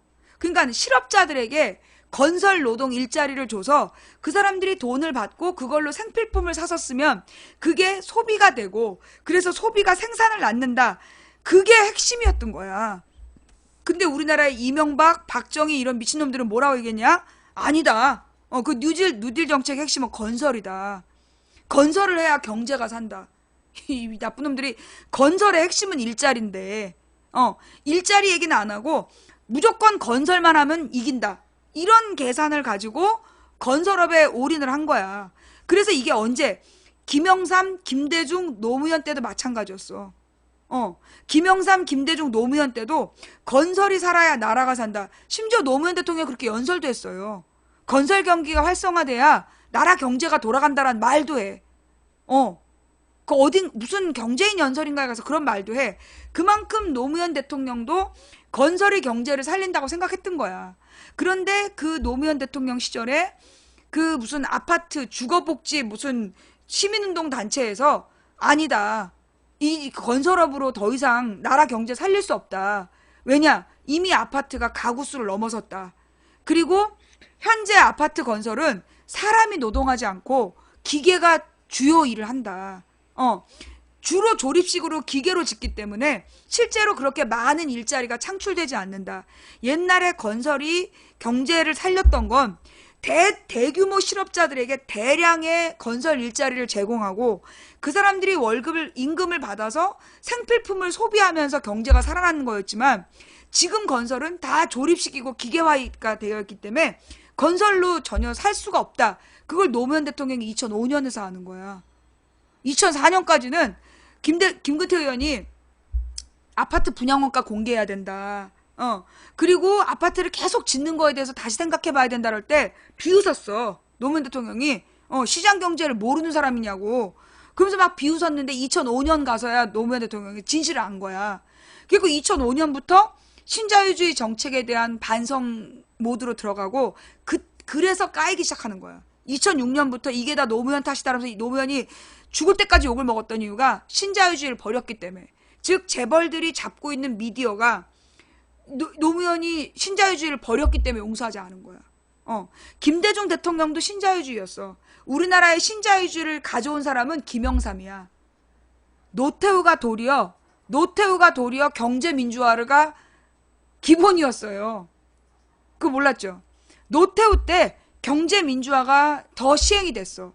그래서 그때 토지에 대해서 토지 정책이 그 농민이 아니면 농사 짓는 사람이 아니면 농촌을 그 소유할 수 없다. 그리고 전두환 노태우 때 그린벨트 정책이 굉장히 강화되고 그걸 주도했던 게 김종인이야. 노태우 때 경제민주화 정책을 훨씬 그리고 물가 안정책. 그래서 전두환 노태우 때 소위 그 물가를 통제를 했어. 물가 통제 시대였어. 박정희 전두환 노태우 때는 그게 자유경제가 아니었어요. 국가에서 물가를 통제한 거야. 쌀값 통제하고 교통요금 통제하고 공공요금을 국가에서 다 통제를 한 거야. 그래서 노태우 때는 도리어 경제민주화 정책을 그게 왜냐하면 헌법에 경제민주화가 나와. 이승만도 헌법에 경제민주화를 얘기했고 경제민주화가 87년 헌법에도 나오기 때문에 이 노태우가 생각보다 헌법을 지키려는 그런 짓을 한 거야. 그래가지고 토지 공개념, 그죠? 토지 공개념이라는 게 나왔던 게 노태우 때고 그 토지 공개념이라는 걸 가지고 그 농촌 땅을 도시 사람이 함부로 차지할 수 없게끔 만든 거 그린벨트 정책 이런 게 다 전두환 노태우 때 강화된 정책들이야. 그게 도리어 김대중 대통령 때 많은 그 그린벨트들이 해지가 돼요. 뭐라고 얘기했냐면 김대중 대통령 때 이 그린벨트 안에 살고 있는 사람들의 고통을 왜 외면하느냐. 그래서 김대중 대통령 때 그린벨트가 많이 훼손돼 도리어. 김대중 대통령 때하고 노무현 대통령 때 그린벨트가 김대중 대통령 때가 제일 많이 훼손돼요. 그게 그 그린벨트가 군부 독재 정권이 만든 거다.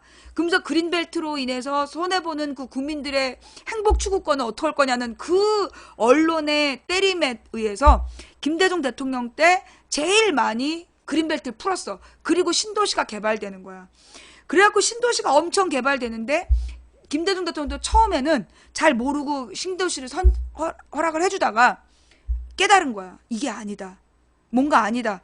그래가지고 이제 김대중 대통령 말기에 김포 신도시를 이제 계속 공무원들이 뇌물을 받아 처먹고 김포 신도시를 이제 끼워 넣었대요. 그래서 이제 김대중 대통령이 이제 그 사인을 하는데 그때 이제 그 굉장히 바쁜 시간에 막 대통령이 결재를 해야 되는데 그때 쓱 갖다 집어넣는 거야. 청와대 비서들 중에 그쪽 놈들이 뇌물 받은 새끼들이 막 너무 바빠갖고 막 읽지 못하고 사인하는 날 씩 갖다 넣고 그랬다는 거야. 김포 신도시를. 근데 김대중 대통령이 아무리 바빠도 김포 얘기 들어가면 곤란했다는 거야. 그때 청와대 비서실 사람한테 들은 얘기야. 그래가지고 김대중 대통령이 계속해서 김포 신도시를 계속 거절을 한 거야. 막판 2년 동안. 어떻게 했냐. 노무현 대통령이 딱 대통령 되자마자 그 청와대에서 있었던 그놈들이 이게 전임 김대중 대통령 때 검토 끝난 거라고. 다만 저희가 서류를 못 대서 서류가 미비돼 갖고 서류 보완하라고 마지막에 말씀하셨다고 노무현 대통령이 사인했다는 거야. 그게 김포 신도시의 비밀이야. 청와대에 있던 사람한테 들은 얘기야 내가 그때. 예, 그만큼 이 공공기관 안에 그들의 이 네트워크가 있었다는 거죠. 좌우지간. 그래가지고 이 경기도로 수도권 인사들이 서울 사람들이 다 빠져나가는 거야. 그러면서 특히 누가 빠져나갔냐? 중산층이 빠져나간 거야. 일산. 서울에서 먹고 살만한 사람들이 간 거야. 서부 지역에서 먹고 살만했던 사람들이 일산으로 다 가버렸어. 그 다음에 그러니까 북부는 별로 신도시가 없고, 그 다음에 강남에서 먹고 살만한 사람들이 분당 신도시로 나가고, 예. 그래갖고 분당이나 일산으로 서울에서 잘 사는 사람들이 나가버린 거야. 그러면서 서울의 자금력이 그만큼 떨어지게 된 거죠.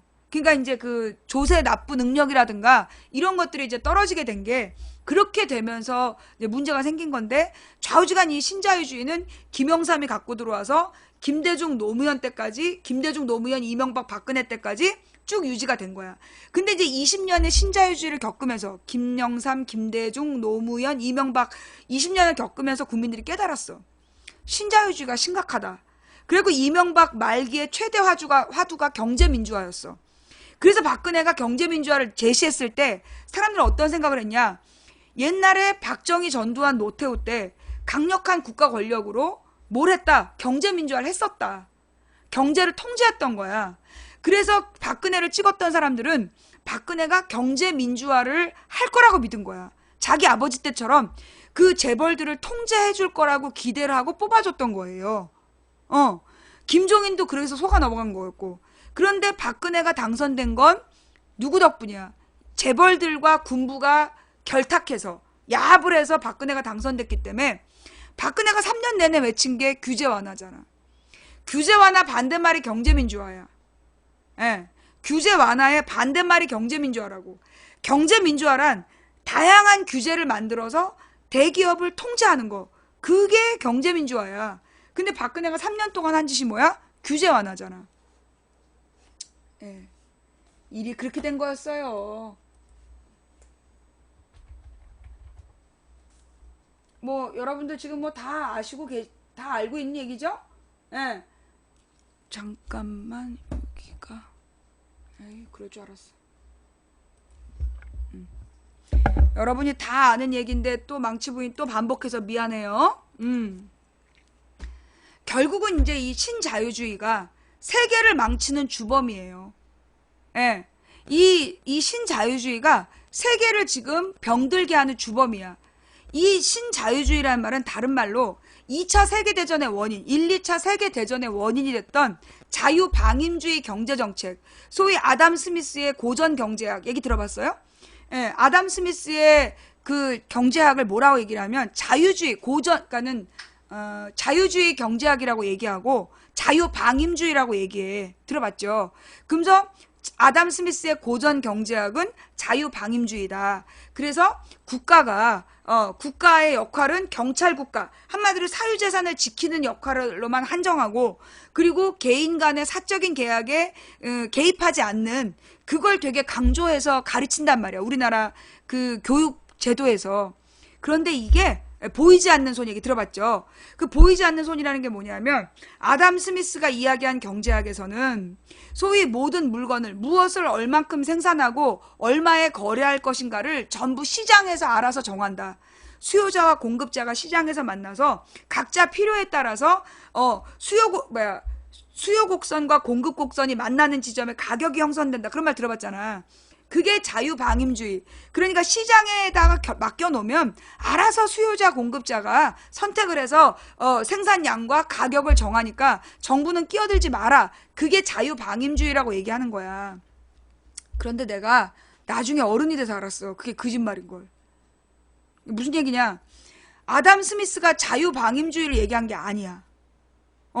자유방임주의를 이야기하지 않고 뭘 했냐. 아담 스미스가 얘기한 건 맨 처음에 경제도덕론인가가 있어요. 무슨 도덕이 들어가. 그게 무슨 얘기를 한 거냐면 모든 자본가가 그냥 그 왜 프로테스탄티즘 들어봤어요? 그 프로테스탄티즘이라는 게 있어. 그게 뭐냐. 그러니까 소위 자본가들이 자본주의 혁명을 일으킬 때 그때 주장했던 게 아담 스미스의 그 자유방임주의 전에, 그러니까 아담 스미스의 소위 고전 경제학이 2권으로 되어 있는 거야. 전편, 후편. 근데 첫 번째가 도덕 감정론인가? 하여튼 도덕 머시기론이야. 그래서 첫 번째가 그 도덕에 대한 이야기야. 그 도덕에 대한 얘기가 뭐냐? 프로테스탄티즘을 회복해야 된다. 그 프로테스탄티즘이 뭐냐? 자본가들이 옛날에 소위 이제 자본주의 혁명을 일으킨 시민혁명을 일으킨 자본가들은 여러분 왜 그 미국에 가면 왜 무슨 메티쉬 마을인가? 아미쉬 마을이라는 얘기 들어봤어요? 여전히 머리카락을 여자들이 다 가리고 그 완전히 기계를 벗어나서 전통 방식 그대로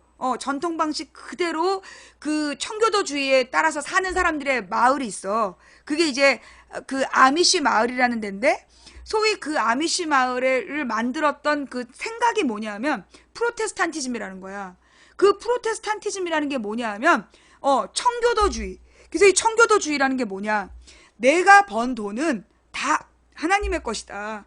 근데 이 하나님의 것인데 하나님의 것이라는 것을 인정하기 위해서 나는 10%만 쓰고 90%를 사회에 환원한다는 그런 개념이었대요. 그러니까 이 소위 그 이제 맨 처음에 자본주의 철학이 소위 민주주의의 철학과 자본주의 철학이 거기서 나온 거야. 그러니까는 그 자본가들이 가져야 될 자세가 뭐냐? 내가 번 돈의 10%만 내가 쓰고 나머지 90%는 사회에 환원해야 된다. 그러니까 옛날에 우리 어렸을 때 자본주의를 배울 때 뭐라고 배웠냐면 자본가들의 이윤을 추구하도록 허용하는 이유가 뭐냐? 그러면 자본가가 이윤을 추구해서 그거를 재투자한다. 우리 그렇게 배웠어요. 기억나세요? 옛날에는 정치 경제가 하나의 교과서였고 거기서 반드시 그 삼각형에 그렇게 가르쳤어. 자본가는 이윤을 창출한 다음에 그거를 자본으로 재투자한다. 들어봤죠? 그렇게 가르쳤어. 자본주의는 그런 원리다. 예. 자본주의라는 건 이윤을 창출한 다음에 그 이윤을 재투자해서 새로운 일자리를 만드는 거다. 그게 자본주의다라고 가르쳤다고. 그래서 계속 공장을 짓고 공장을 지어서 일자리를 마련하는 게 자본가들의 의무였어요. 소득의 10%만 자기 것이고 90%는 사회적으로 돌려주는 거. 그래서 맨 처음에는 유산도 그러니까 자기가 번 돈의 50%를 나라에 세금으로 낸다든가. 그래서 옛날에 자본주의는 상속세가 50%였어. 절반을 나라에 내고 나머지를 자손들에게 나눠준다. 그런 개념이 있었다니까. 그런데 이게 그 90년대 이후에 그 내용이 사라진 거야. 90년대 이전엔 그렇게 가르쳤어, 자본주의를. 그게 의무였어. 그래서 모든 나라의 헌법에 근로의 권리를 주장할 수 있고 국가에선 일자리를 창출하는 게 목적이야. 그래서 공공기관을 만든 거야. 공기업을 만들어서 공공의 일자리를 늘렸던 거예요. 그런데 자, 이제 좌우지가 이제 그렇게 이제 수정 자본주의가 만들어지고 나오게 되는 그 원인으로 돌아가면 아담 스미스의 고전 경제학이 자유방임주의라고 이퀄로 표현되는데 자유방임주의가 아니었다니까. 아담 스미스가 먼저 전편에 길게 얘기한 건 자본가의 도덕 윤리야. 돈은 네 게 아니다. 이유는 네 게 아니다. 그게 아담 스미스가 전편에 내내 얘기한 거야. 아담 스미스가 얘기한 건 네가 번 돈은 네 게 아니라 하나님의 것이다. 이거는 공공의 재산이다. 그러니까 그 이윤을 재투자해야 된다. 그리고 독점하려고 그러면 안 된다. 탐욕을 버려야 된다. 자본가의 탐욕을 버려야 된다는 얘기가 전편인데 그걸 싹 지운 거야. 싹 지우고 보이지 않는 손, 자유방임주의만 강조한 거야. 그 결과 어떤 일이 발생했냐면 그 사용자가, 즉 사장이 노동자를 고용할 때 말도 안 되는 고용.